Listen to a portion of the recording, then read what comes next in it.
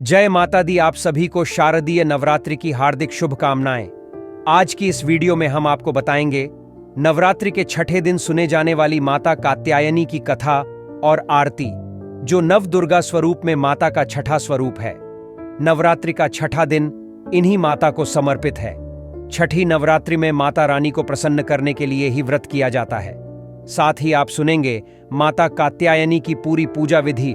आपसे प्रार्थना है कि यह कथा अंत तक अवश्य सुने, क्योंकि अधूरी कथा सुनने से आपको अधूरा ज्ञान मिलता है।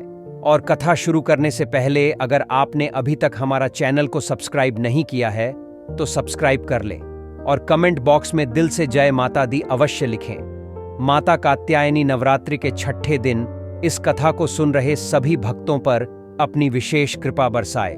तो आइए अब शुरू करते हैं नवरात्रि के छठे दिन पर नवदुर्गा के छठे स्वरूप माता कात्यायनी की कथा।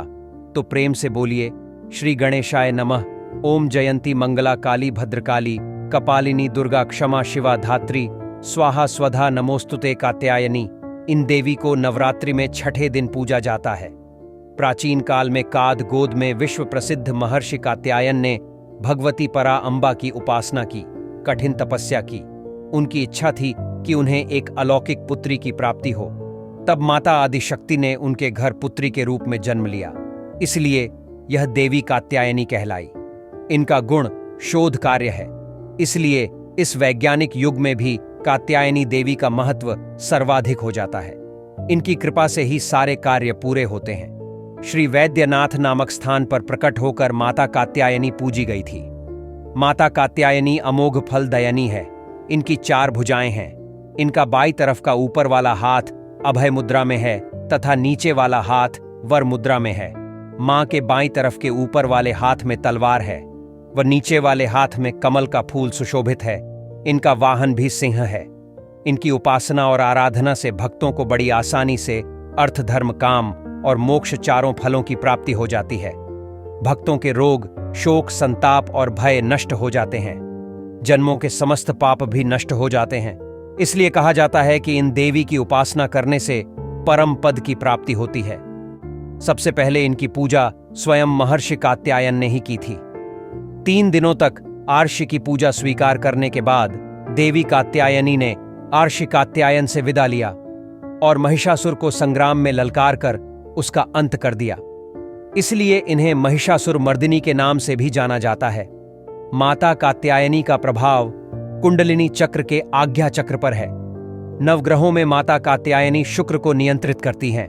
इनकी साधना और भक्ति से वैवाहिक जीवन के सुखों की प्राप्ति होती है। जिनके विवाह में बाधा आ रही हो, उनके विवाह की बाधा माता कात्यायनी दूर करती है।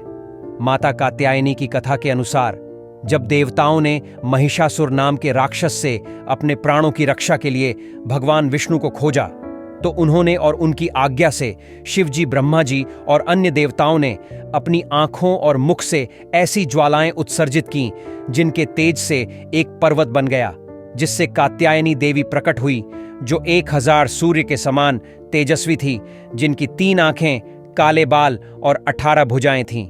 शिवजी ने मां कात्यायनी को अपना त्रिशूल दिया। विष्णु जी ने कात्यायनी देवी को सुदर्शन चक्र दिया। वरुण देव ने शंख, अग्निदेव ने भाला, वायुदेव ने धनुष, सूर्य देव ने बाणों से भरा तरकश, इंद्रदेव ने अपना वज्र, कुबेर ने अपनी गदा, ब्रह्मा जी ने माला और जलपाद, कालदेव यानी यमराज ने ढाल और तलवार, विश्वकर्मा ने कुल्हाड़ी और अन्य हथियार दिए। इस प्रकार देवताओं के द्वारा पूजित और सशस्त्र होकर कात्यायनी माता महिषासुर की पहाड़ियों की ओर बढ़ी। वहां असुरों ने उन्हें देखा और वो उनकी सुंदरता से मोहित हो गई और उन्होंने मां कात्यायनी की सुंदरता का वर्णन उनके राजा महिषासुर से जाकर किया। तो दुष्ट महिषासुर माता कात्यायनी को प्राप्त करने के लिए उत्सुक हो गया। जब महिषासुर ने मां कात्यायनी के सामने विवाह का प्रस्ताव रख दिया, तो मां कात्यायनी ने महिषासुर के सामने शर्त रखी कि उसे उन्हें संग्राम में जीतना होगा। तब महिषासुर ने बैल का रूप धारण किया और माता कात्यायनी से संग्राम किया। अंत में कात्यायनी देवी अपने सिंह से उतरी और महिषासुर की पीठ पर कूद गई, जो एक बैल के रूप में था। फिर माता कात्यायनी ने अपने कोमल पैरों से बैल रूपी महिषासुर के सिर पर इतना भयानक प्रहार किया कि वह बेहोश होकर जमीन पर गिर पड़ा। फिर माता कात्यायनी ने अपनी तलवार से महिषासुर का शीश विलक कर डाला और तब से माता कात्यायनी को महिषासुर मर्दिनी यानी महिषासुर का वध करने वाली कहा गया। देवी कात्यायनी को वृंदावन यानी ब्रजभूमि की अधिष्ठात्री देवी के रूप में भी जाना जाता है। माता कात्यायनी का संबंध श्री कृष्ण और उनकी गोपियों से भी रहा है। द्वापर युग में रासेश्वर भगवान श्री कृष्ण ने मोहिनी बांसुरी और अनूठी लीलाओं से ब्रज की गोपियों को अपने प्रेम आकर्षण में बांध लिया था। हर कोई उनके दिल में रहना चाहता था। गोपियाएं तो बलिहारी थी। तब उन्होंने भगवान श्री कृष्ण को पति रूप में पाने के लिए मां कात्यायनी की आराधना की। तब से अब तक युवतियां सुयोग्य वर के लिए मां कात्यायनी की पूजा करती हैं। माता कात्यायनी की इस कथा के अनुसार वृंदावन की गोपियों ने भगवान श्री कृष्ण को पति रूप में पाने का मन में विचार बनाया। तब ब्रज लीला के ज्ञानी गर्ग मुनि ने गोपियों के इस मनोभाव को जानकर भगवान श्री कृष्ण को सचेत कर दिया। वृंदावन की गोपियों के संकल्प को देखकर वृंदा देवी एक दिन गोपियों के पास पहुंची और उन्होंने कहा कि अगर भगवान श्री कृष्ण को आप सब पाना चाहती हैं तो माता कात्यायनी की आराधना करो। तब गोपियों ने वृंदा देवी द्वारा बताई गई विधि के अनुसार यमुना के तट पर एकत्रित होकर बालू मिट्टी से माता कात्यायनी का एक सुंदर श्री विग्रह बनाया और उनकी वैष्णव विधि से पूजा करके 1 महीने तक कात्यायनी माता के लिए व्रत किया। गोपियों ने पूरे 1 महीने तक कात्यायनी माता की सुबह ब्रह्म मुहूर्त में उठकर पूजा की और दिन में केवल 1 बार बिना मिर्च मसालों वाला सादा भोजन खाया। गोपियों ने भगवान श्री कृष्ण को पति रूप में पाने के लिए इस मंत्र से मां कात्यायनी की पूजा की थी।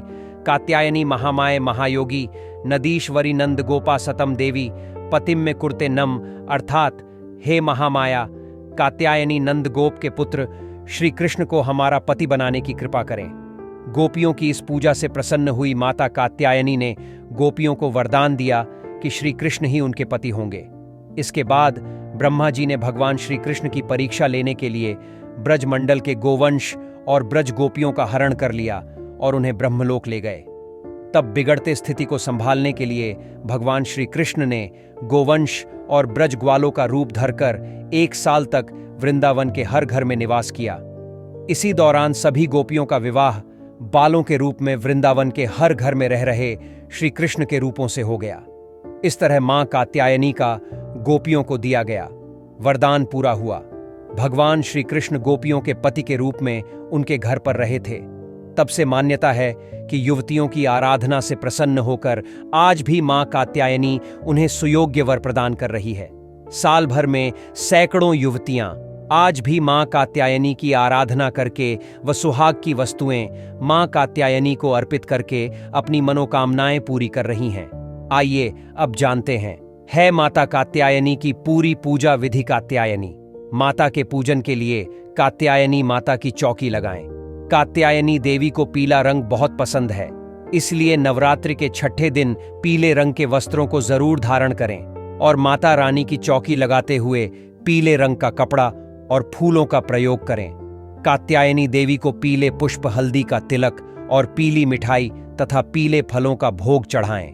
अब माता कात्यायनी को लाल रंग का गुलाब चढ़ाएं, क्योंकि लाल रंग भी माता कात्यायनी को प्रिय है। आप चाहे तो कात्यायनी देवी को गेंदे के फूल भी चढ़ा सकते हैं।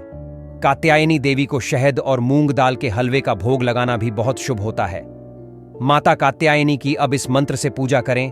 या देवी सर्वभूतेषु कात्यायनी रूपेण संस्थिता नमस्तस्यै नमस्तस्यै नमस्तस्यै नमो नमः। इसके बाद आप दुर्गा शब्द शती और दुर्गा चालीसा का पाठ करें। आरती के बाद पूजा के दौरान आपसे जाने अनजाने में हुई सभी गलतियों की माता कात्यायनी से क्षमा मांगे और उनसे अपना व्रत स्वीकार करने की प्रार्थना करें। आइए अब सुनते हैं माता कात्यायनी की आरती। जय जय अम्बे जय कात्यायनी, जय जग माता जग की महारानी, बैजनाथ स्थान तुम्हारा, वहां वरदाती नाम पुकारा। कई नाम है कई धाम है, यह स्थान भी तो सुखधाम है, हर मंदिर में ज्योत तुम्हारी। कही योगेश्वरी महिमा न्यारी, हर जगह उत्सव होते रहते, हर मंदिर में भगत है कहते, कत्यानी रक्षक काया की, ग्रंथि काटे मोह माया की, झूठे मोह से छुड़ाने वाली। अपना नाम जपाने वाली बृहस्पतिवार को पूजा करिए, ध्यान कात्यानी का धरिए, हर संकट को दूर करेगी, भंडारे भरपूर करेगी, जो भी मां को भक्त पुकारे। कात्यायनी सब कष्ट निवारे। अगर आपको यह कथा पसंद आई तो वीडियो को लाइक और चैनल को सब्सक्राइब अवश्य करें। जय माता दी।